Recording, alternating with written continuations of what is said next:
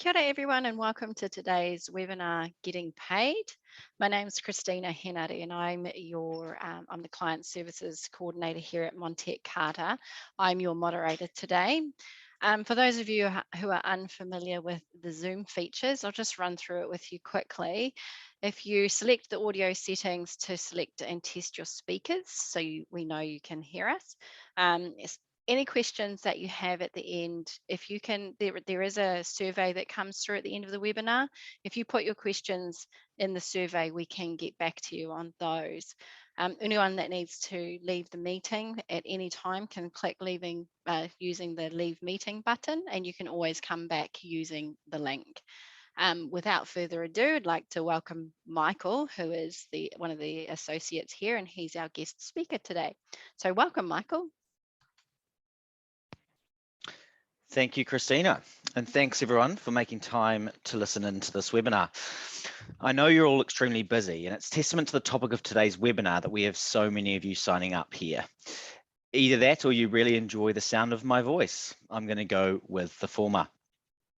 Now, at Montet Carter, our core purpose is to energize your business, and we believe that the lifeblood of any business is cash flow.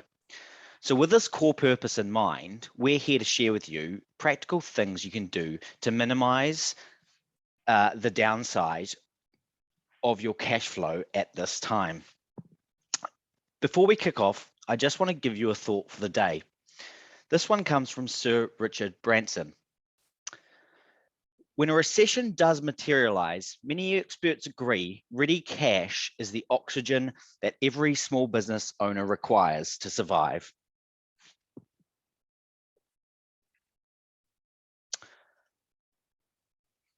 Okay, so here is the agenda for today. So we're going to have a brief look at some mindsets that we need to adapt to in these difficult times. We're going to have a quick look at your data system and how you can manage that while working from home, because many of us are still working from home these days. Lessons that we can take into the future, support that's available to you in the meantime, what your next steps are, and then any questions that you might have. So with the thought of the day in mind, that you should never take your eye off the cash flow, and before we talk about strategies you can adopt, let's talk about 3 mindsets you need to have. Firstly, you must be empathetic. Secondly, you must approach your data management with backbone and heart. And finally, it's okay to sell in these times, so long as you are solving problems for your customers that they have right now. I'm sure you've all been on a plane when the safety briefing mentions that in a time of emergency, you need to put your own oxygen mask on first.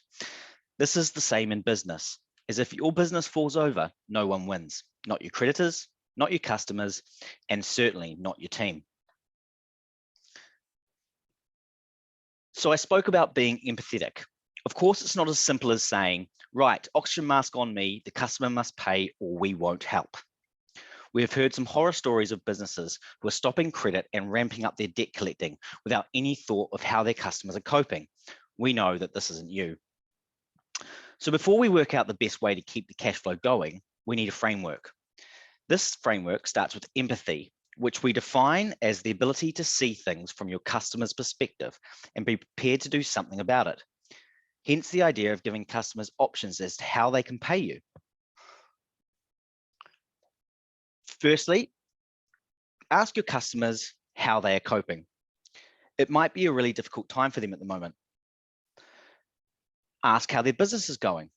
Consider the ways that this might be able to support, how you might be able to support them to get to solve problems that they might be facing. Consider the loyalty that they've shown to you, and give your customers options about how they can pay you.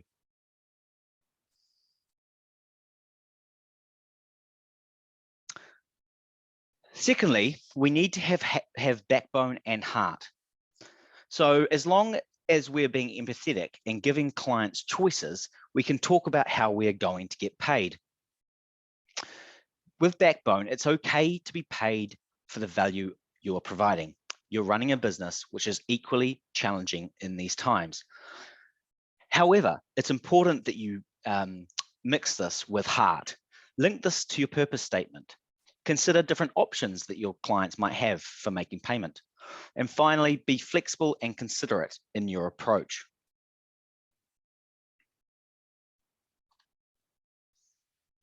And then the third one the mindset that I talked about, which is it's okay to sell.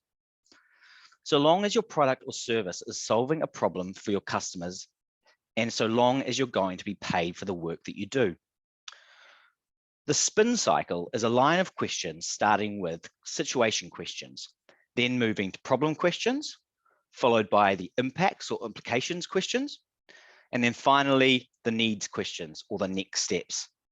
So for example, let's take a hairdresser. You might ask a question like, how are you coping with being home right now? Are you spending a lot of time on FaceTime or other calls with video on? And then move on to the problem question. How do you feel that every day, most probably, is starting to feel like a really bad hair day? And then the impact question. How do you think you're going to be feeling in a month from now? And then finally, the needs question. I know we can't be certain when this will all be over, but should we book you in for a full makeover in 3 weeks' time? As you can see, I'm just having a little bit of fun here. But what's important is that it's absolutely okay to sell, so long as you link your offering as a way of solving a current problem for your customers.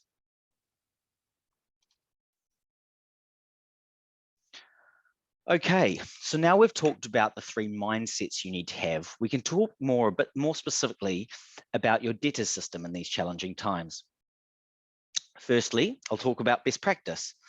Then I'll share a guide and some scripts, and then I'll talk more about credit control processes.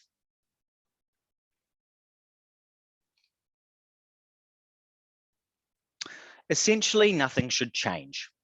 Just dial up your empathy. By engaging with your customers around their particular circumstances, you can tweak your processes just for the customers who are going to struggle. Remember that not all your customers are at great risk here. COVID-19 should not give them an excuse not to pay you. You have done the work or supplied the product. You're running a business too, and you need to be paid. You should all be using a paperless system. If not, this is going to need to be your top priority, or your customers simply won't know how much to pay. Best practice credit control is that you have great guidance notes for the team members responsible for your credit control and debt collection processes. Things like flowcharts, scripts, and templates. We'll show you a couple shortly as we've put together a package on this for you. Many problems with debtors come about because we have not put great systems in place around giving credit in the first place. We'll talk about credit checks and outsourcing shortly.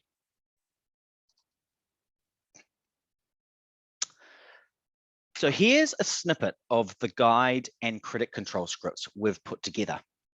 I'm just going to try and change screens, so we'll see how this goes.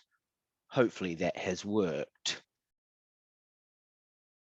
Christina, do you just want to confirm, can you see that? Yes, I can see it. It's got the accounts receivable call scripts? Yep. Excellent. Okay, so this here is a script that can be used as a accounts receivable call script. The idea being that you can go through these steps and it gives you a script for how to approach each situation. So it might be the first time you're calling about missed payment and they answer yes, then your options are given to you as to how you can treat that. If they answer no, these are some other possible options that you have for that. If you reach the voicemail, there may be some alternative ways that you can do that. So you have your first message, your second message, and then if you still can't get through to them, your third message. If customers if customers agree to pay but don't pay by the agreed time, there are some possible options around here in terms of the types of things that you can put in place. So what this does is this provides a script for the conversations that you might have to have with customers. The second thing here is a credit management guide. So this is around making sure that your credit management process is appropriate. So it looks at terms of trade. Do we need to review our terms of trade, and are we giving credit to the right people? Are people accepting the terms of trade before we actually go into service with them? Billings and payment. So making sure that how billings is going to be done, the payment terms in which you expect payment, and then how we can try and automate billings and payments. And then finally, your debtor management system.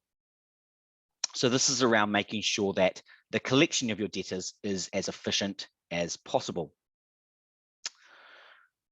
So as I mentioned, these will be shared with you at the end of the presentation for you to use at your leisure.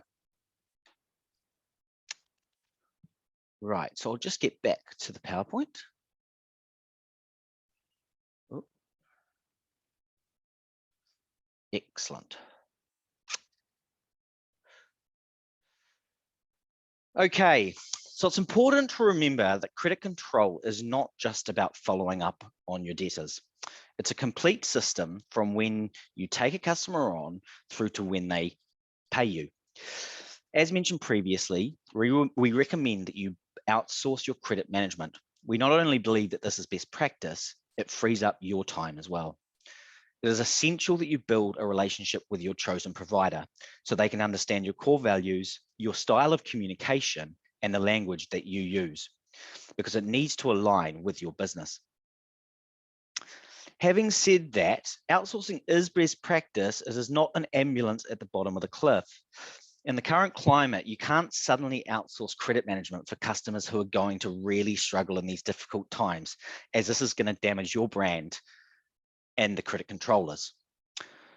That's why we've developed some content you can use, as we've showed you just now. Our cash flow management coaching service is also a great way to drill down even further to make sure you have the best systems in place to free up your cash flow.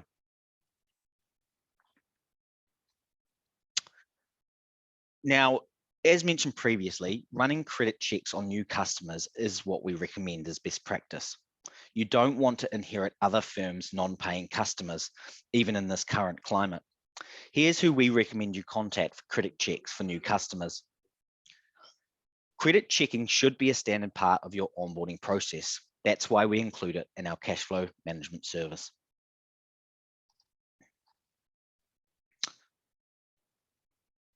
Okay, so we've had a quick talk about the best practice with your debtors and how to avoid working for people who can't pay you. Now it's time to talk about what you need to do going forward from here to maximize your own cash flow. Some of these concepts you may have heard of before if you came to our business continuity planning webinar. If this is you, then listen for the distinctions and make some notes about the actions you need to take, as we'll be asking you for those actions in your feedback at the end. So first of all, we're going to have a look at the cash conversion cycle. We're then going to have a look at the business 101 cycle. We're going to have a look at the 7 causes of poor cash flow, how we can manage to get runs on the board quickly, how banks can assist us, and then finally, what government support and tax considerations there are for our businesses.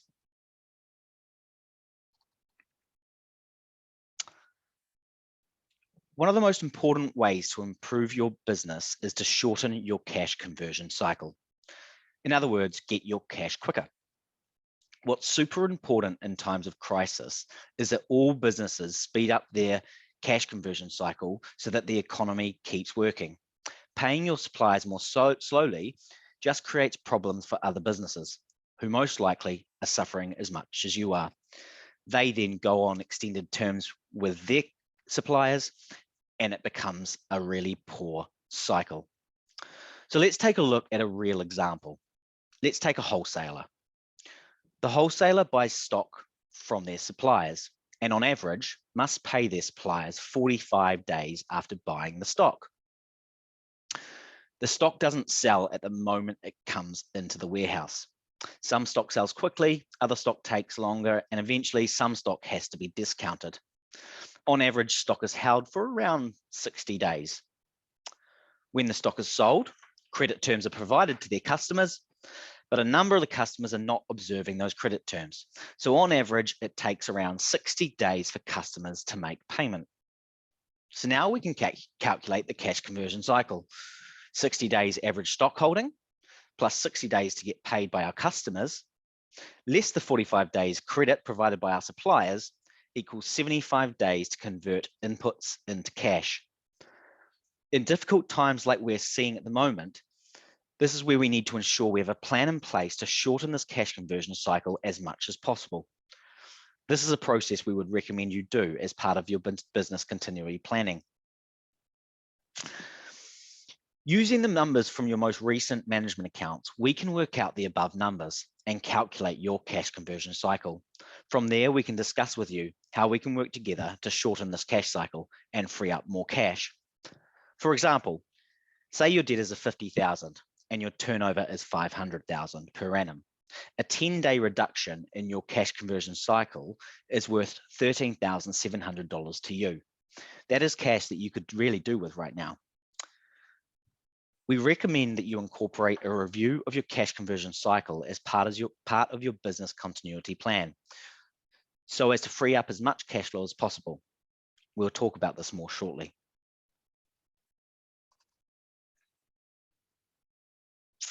Another area of focus to improve your cash flow is to look at your business 101 cycle in these difficult times. As we often tell you, there's a massive difference between profit and cash. Profit is what you pay tax on. Cash is the oxygen your business needs to survive. What is so important here is that as well as improving your cash conversion cycle, you make plans to maximize your profit and at the same time, finance your business correctly. So let's take a walk through this business 101 cycle.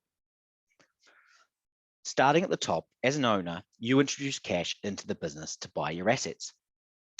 You may also borrow cash to purchase these assets. It depends on how that you structure that initial investment. Those assets are then used to generate a profit. How you increase profit is to improve revenue or sales. A little bit difficult at times like this, but it is still possible. You could increase margin or efficiency or trim your overhead expenses, so cost control. So now is a very good time to be looking closely at potential new revenue lines, new potential customers, a pivot in your sales strategy, or what you can do to avoid losing existing customers. At the same time, you ought to be looking at how you can improve your margins via efficiency gains, better purchasing, reduction in errors and wastage, or simply discontinuing with products or services that don't have a good margin. Okay, so we've now got the profit. You need to turn that into cash.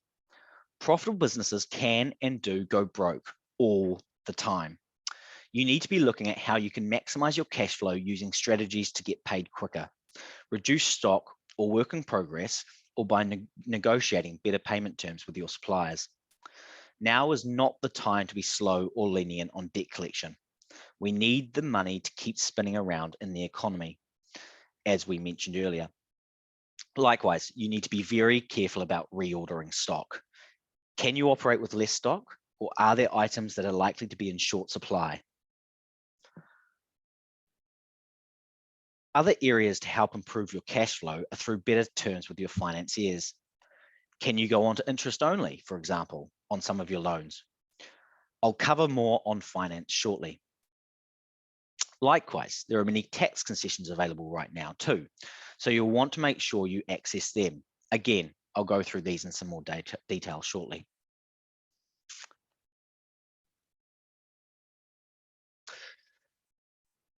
So then we move on to the 7 causes of poor cash flow. Number 1, accounts receivable process. How are we getting the money into the business? Secondly, accounts payable process.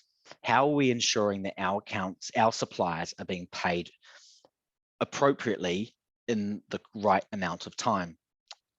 3, our inventory and WIP processes. So this is about how much stock we're holding in hand and therefore having to finance. It could be to do with the structure. So do you have the appropriate debt and capital structuring? Are your overheads too high? Do we need to increase your profit margin because the gross profit margin is too low? Or simply, is your revenue or sales just not high enough? These are all possible reasons for poor cash flow. Now, part of our cash flow management coaching service involves a full review of each of these 7 causes of poor cash flow so that together we can make a plan to free up as much cash as possible. We have extensive resources we can share with you throughout this process so that you can implement the ideas with real power.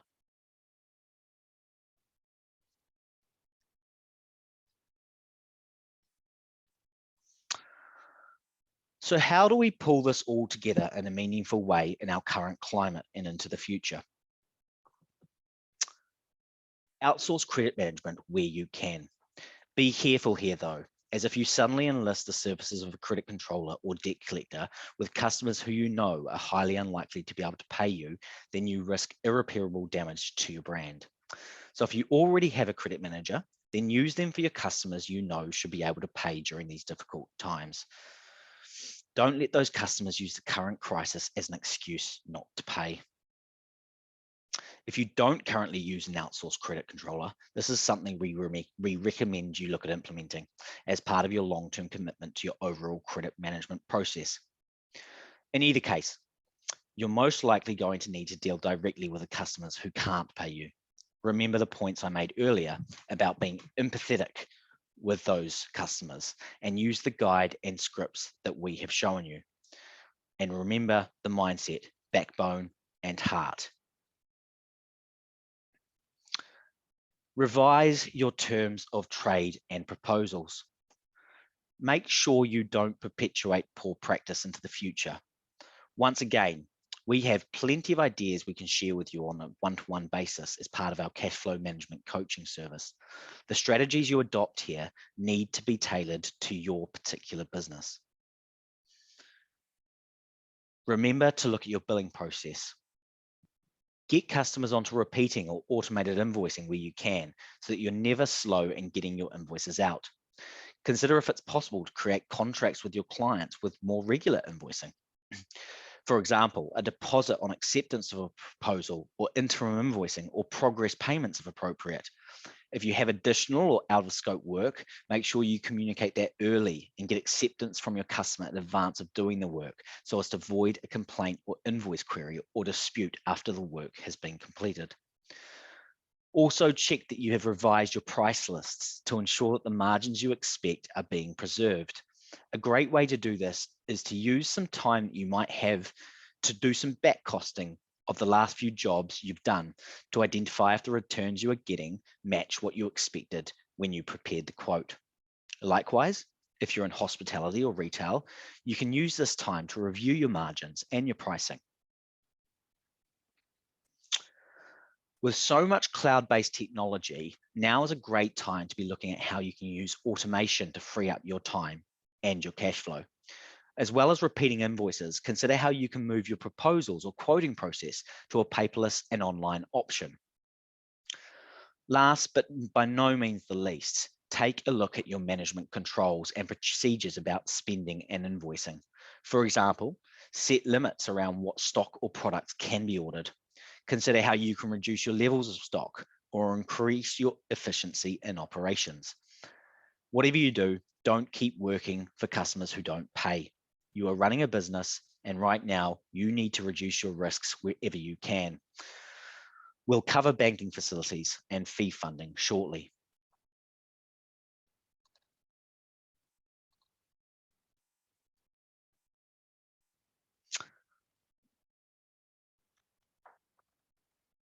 Okay, so often one of the highest overheads in business are interest rate costs to financiers.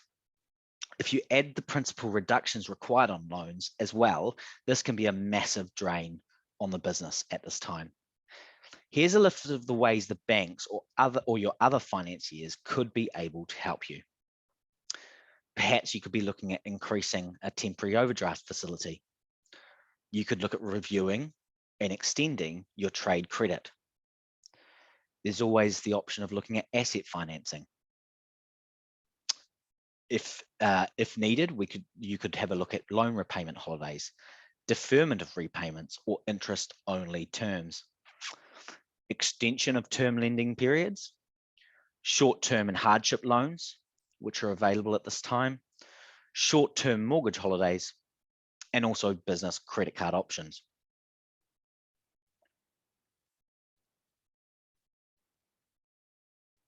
Part of your cash flow improvement or business continuity plan should be a discussion with your bank or financiers about how they can help you. As an independent advisor, we can talk to you first about the best options for you to go to the bank with. Now, much of the government support and tax considerations have gone past in terms of wage subsidies and resurgent support. However, they do still offer some support in the way of late payments. So late payment of taxes, the writing off and reduction of penalties or interest, and also installment arrangements are all ways that the government are currently supporting businesses who are struggling with cash flow.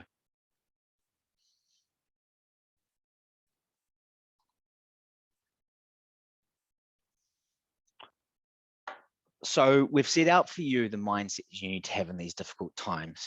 Be empathetic, have backbone and heart around debt collecting, and how to avoid shying away from selling. We've shared best practices about credit control and debtor collection, and showed you a guide and script that you can use, which we will also share with you following this webinar. We've also covered how to free up as much cash flow as possible by looking closely at your cash flow conversion cycle and business 101 model. We looked at the 7 causes of poor cash flow management and how you can get runs on the board quickly to improve cash flow, including what support is available from the bank. As well as that, we've shared in general terms what support is currently available from the government and other sources. Now it's essential that you decide what you're going to do. As we've just said before, clearly doing nothing is not an option. Now's the time to put the oxygen mask on yourself and make a plan to get through this crisis. Even if the plan involves closing your business, you are better off to make that decision sooner rather than later to preserve what cash flow you can. Part of that planning is to surround yourself with experts, and that's where we are here to help you. Remember, focus on what you can do. With this in mind, we've developed a guide to credit control and some detailed scripts for debtor management that you can have at no cost from us. As I mentioned previously, we'll be sending these out at the end of the session. We also want to share with you now is how we can help you even more. Then we're going to ask you to share in your feedback what actions you intend to take. As we've said before, we can and want to help you in these challenging times.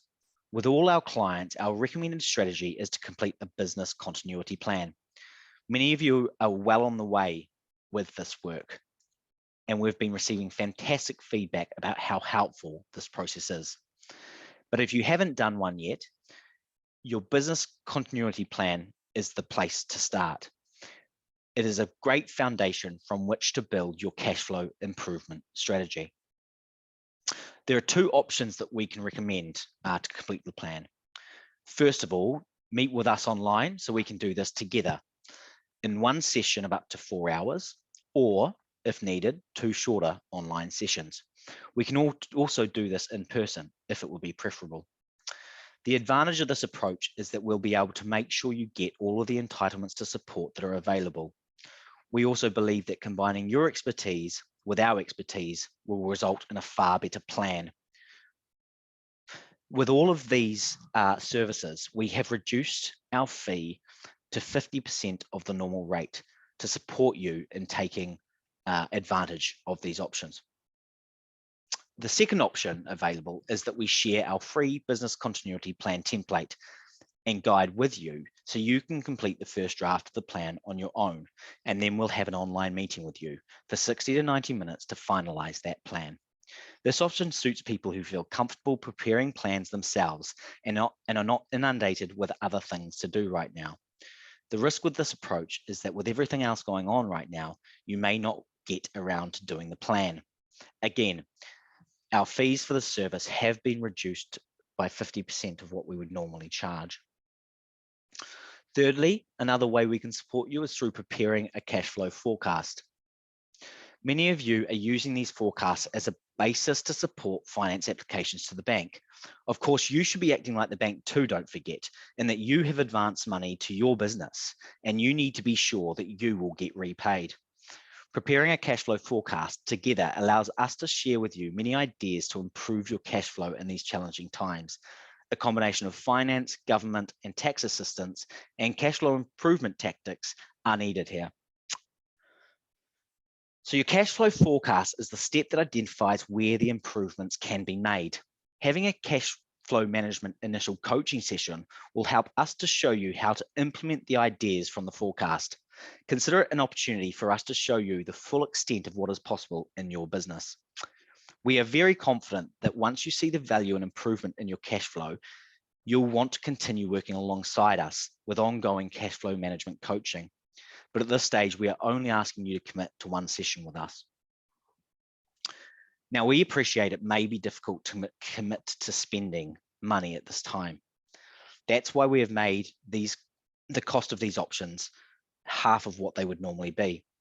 We expect that through a combination of business continuity planning, forecasting, and cash flow management coaching, the cash flow benefits will be far greater than our fee. More importantly, it's about helping you as quickly as possible.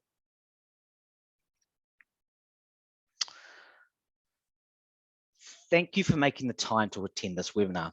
We appreciate that your time is very valuable right now. We hope you've given you plenty of ideas to think about and some clear options for how we can support you. Before we go, I thought I'd share this quote with you. When you show deep empathy towards others, their defensive energy goes down and their positive energy replaces it. That's when you get more creativity in problem solving. Let's make sure we approach our own cash flow challenges with empathy to get through these difficult times. Thank you everyone for attending and participating in the seminar. And just a reminder that you'll soon be shown a feedback survey. If you could complete that on exiting the webinar, that would be fantastic. Enjoy the rest of your day. Thanks.